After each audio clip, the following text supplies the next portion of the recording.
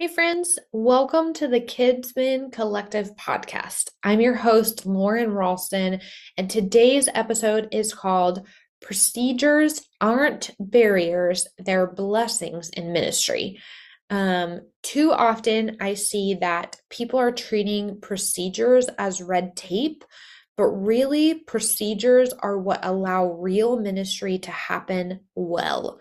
And so in this episode, we're going to talk about and break down why good systems in your ministry actually empower your team, protect what matters, which would be your families and your volunteers, and give you freedom, not restrictions.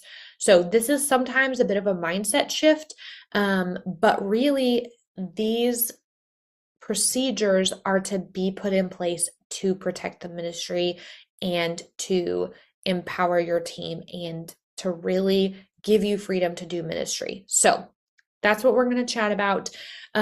Just a quick story that kind of made me think about this topic is I had a couple of incidents that happened in my time in kids ministry, but one in particular, we were about halfway through service and I had a volunteer leader run out into the hallway and say, Lauren, we need you. We had an incident. And so my mind immediately switched into incident mode and I went into go mode and was like, okay, I've got to figure this out. So I'm picturing I'm going to walk into this classroom and there's an incident with a kid. She said there's an emergency. So I'm like, okay. So I'm thinking, okay, a kid fell down. Maybe he broke his arm. Maybe he, whatever. Somebody hit somebody else. Like I'm trying to think through. And at this point, this was my first big emergency. And I walked into the classroom and this teacher's husband was also a teacher in the classroom. He was slumped down on the floor. And I was like, this is not what I was expecting. I was not thinking I was walking into an incident with an adult teacher. I was mentally prepared for an incident with a child. So, first of all, that was a note to myself that I need to be prepared as a kidsman leader for all types of incidents. And my leaders, my volunteers need to be prepared for all kinds of incidents as well. And so putting procedures in place is going to actually help with that situation rather than, cause us a bunch of really difficult things that we have to do or things you have to train on every year, or that's not the heart behind it. The heart is to set these leaders and yourself up for success when an emergency happens, right? There's always going to be some kind of an emergency. Unfortunately, we can't ever prevent those because they're often unexpected, right? But we can be prepared for when those things happen. And so in this incident, it turned out everything was okay, but I mean, we had to call 911. The teacher happened to be sitting in a chair that was close to the door, so he was blocking the door, and I was trying to figure out how to get a classroom of 12 preschoolers out and move them outside of the incident itself. We had paramedics coming into the building. His wife was panicking, what are the protocols that we need to have in this situation so that we can be prepared for emergency situations. And so, yeah, there was lots of pieces to that. And so that helped me to think about, not in the moment, honestly, it was much later that I was processing through that, that I was like, we need to have some stuff set up so that we know how to handle these things in the future. And so just a quick kind of zoom back from that to say, why are procedures actually helpful in ministry? Procedures are going to provide clarity. They're going to reduce panic in those moments, and they're going to eliminate confusion. We ran into all three of those things. There was a lack of clarity. We were not exactly sure who was calling the shots. I called security. We had a security team on campus, and instead of one person coming to my building to answer the question and to help, I literally had 7 security officers standing in the hallway watching what was going on. So I was trying to direct the security team. They're asking me what I need. My teacher's panicking because her husband just collapsed on the floor. I'm trying to call 911 and figure out who's staying on the line with the paramedic. I'm trying to move kids out of the classroom. We're trying to shut other classroom doors so that other classrooms don't notice the paramedics showing up. there's a lot of stuff happening at once, and there was no clear direction of who was in charge, who was telling people to do certain things, what their specific jobs were. People didn't necessarily know that. So by having procedures in place, we do provide clarity, we reduce the panic in those moments, and we eliminate the confusion on who's responsible to do what. So, because you can set up that foundation, then you're going to give volunteer leaders confidence. They're not going to be panicked when something happens because they know what's expected of them and they know what they're supposed to do and they know somebody else is taking care of the other details, right? So, helping lay that foundation of why procedures are important.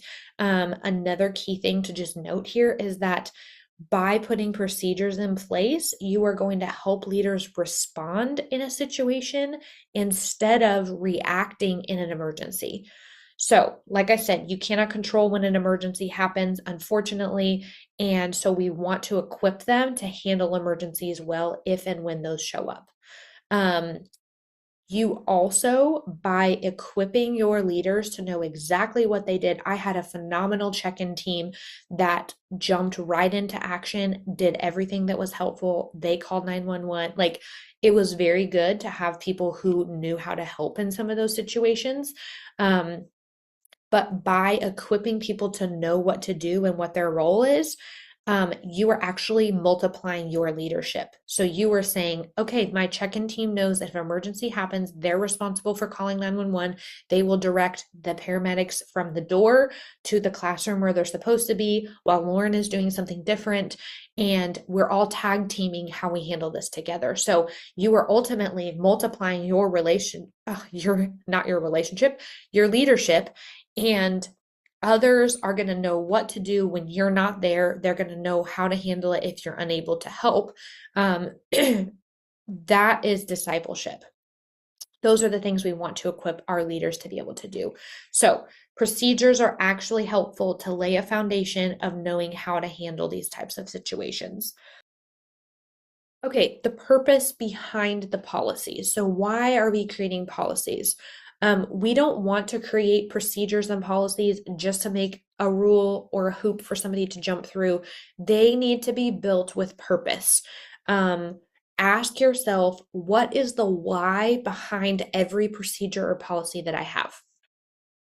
So you got to think through some things like check in and check out, or drop off or pick up. What are your protocols around that? Are they for safety purposes versus inconvenience? Are you labeling classrooms for allergy stuff? We want to do that out of a heart of inclusion and not out of overkill to just be cautious in case something happens, right? Like, we have to have a why behind every procedure. So basically ask yourself, are your current procedures actually accomplishing the why behind the procedure itself? So, what's the procedure?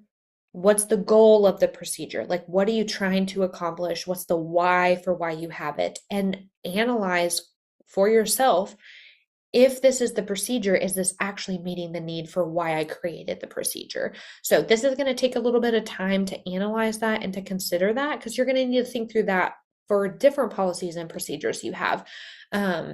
So take your time, consider that. If you want to talk through that strategy, I'm here to do that. I would love to walk through your procedures and or find out what things you don't have in place, but you want to put in place, things that you are loving about procedures you have in place. So let me know. I would love to connect with you on that. But let's talk briefly about what is going to happen if your ministry doesn't have procedures. So you can operate without procedures, but I think that there's going to be some caution that I'm going to advise you to have if you don't have procedures in place. Likely, if you don't have procedures, you're going to run into accidents. People are not going to know what they're supposed to do, what they're not going to do. You're going to have some situations that arise that are things you're going to have to handle because people didn't know what was expected versus what was not expected of them. There's going to be panic in the event of emergencies, just like I shared here. That is going to be, it's complicated, right? Like it's every emergency situation happens differently, so you can't be 100% prepared for everyone. But let's have a foundation of, in the event of a fire, we know we evacuate the building and you need to be this far from the building. Great. If the fire happens in your classroom, they can get out a different way. If the fire happens in 2 buildings away, they still know they need to evacuate. Like, give the framework for knowing what they need to do and help volunteer leaders know how to do that. So it eliminates panic so that when something occurs, they're not freaking out because they don't know how to handle it. This will also, if you don't have procedures in place, there can be some finger pointing of this person did this, or they did this, so I did it. There's just some confusion around that. There's not clarity about what they're supposed to be doing, what they're not supposed to be doing. So they're following other people. They're blaming people because certain things happened or didn't happen. So again, it just provides clarity. And if you have procedures set in place that are really there to protect yourself as a Kidsman leader, your volunteer leaders, your families, your children, you are going to help avoid burnout within your kids ministry leaders because they know what's expected. They know how to handle things. There's not a bunch of decision fatigue trying to figure out how to handle something or how to make a decision on something. It actually provides a structure and a framework for them. So yeah, another just kind of example that I can follow up with and kind of conclude this with is we had a situation where we were in we had basically the first 5 minutes of the service and the fire alarm went off and everybody evacuated the building and went into the parking lot. Our kids ministry leaders were phenomenal, and our special needs ministry, they went to their exact evacuation locations. We had actually just practiced it a couple of days before, crazy enough, at our leader training. So they knew exactly where they were supposed to be. So the fire alarm went off and you have to be away from the building. They needed to get their kids away. They evacuated everybody. They were way out in the parking lot. And a lot of other people were standing just outside the doors of the building, basically assuming that there was no fire. And so there was a lot of confusion around what was supposed to be happening. There was no protocol for anybody on church. We were on a large staff team. We all wore radios. We had, walkie-talkie radios. We had an emergency radio channel. We all switched to that. And there was miscommunications between the staff teams and the security teams as they were communicating with the fire department. And so we had a lot of chaotic confusion because some people, we found out pretty quickly there was no fire. Our student ministry had a fog machine for their fun promotion Sunday, and they had tested it during the week to make sure that it did not set off the fire alarm, and it did on Sunday for whatever reason. They'd used it at a different service and it didn't do it, and then they used it the second service and it did set it off. And so quickly we realized there was no fire. This is the only thing that happened, and so we're actually safe. But some security officers were telling parents that they didn't have to move way away from the building. Some people were told that they had to stay, that they were needing to move away because we thought there was a fire still. So there was just a lot of confusion. And so because there wasn't a clear protocol for how security was communicating to us as staff to say, okay, we're in the all clear, we can go back in the building, or sure, it's hot outside, you can stand under the awning of the building because of the heat, because we know this isn't a real fire. So there was no good way to communicate that, and we did not really have a plan in place. So that required us to figure out, okay, how do we have security communicating with non-security, so staff teams? If you have key volunteers who also wear a radio and they're trying to communicate with security, like what does that look like? So those are just some key examples of where we didn't really have a lot of procedures in place, and how having procedures would have provided clarity. It would have provided less panic, less confusion. and it wouldn't have been so challenging to figure out how to handle some of that. So I encourage you, put procedures in place that make sense for your ministry, that are going to meet the needs that you have in your ministry. Remember that procedures are protecting people. They are meant to protect you. They are meant to protect your volunteers. They are meant to protect the children of your ministry, because people are the priority. So how do you create procedures that keep people as the priority? So if you need help with that, I'm 100% willing to walk through that with you, to talk through the specifics of that for you and your ministry, how we can set up procedures that make sense for how you operate and the things you need. We can adjust the procedures you have if necessary. We can create new ones. So I would love to talk with all of those procedures with you. And so if you would like to book a call, I have a free 30-minute call available. There's a link to that in the description of this podcast. And there's also, it is on the homepage of my website at ozarkministryconsulting.com. I hope you have a lovely week, and I hope to hear from you soon. We'll talk to you later. Thanks for joining me today on the Kidsmen Collective podcast, where we're all about nurturing leaders and impacting generations. Before you go, I want to invite you to take the next step in growing your ministry with confidence. I've created a free Kidsmen Leader Assessment designed just for leaders like you. It walks you through the 5 key areas: purpose, people, programming, physical space, and procedures, helping you celebrate what's going well and uncover where there's room to grow.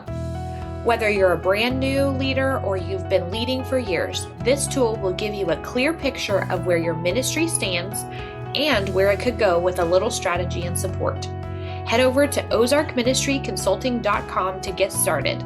You'll find the assessment right on the homepage, quick, simple, and packed with insight. And if this episode encouraged you, share it with a fellow leader or leave a review. We're better when we grow together. Until next time, keep leading well, keep loving big, and remember, your ministry matters.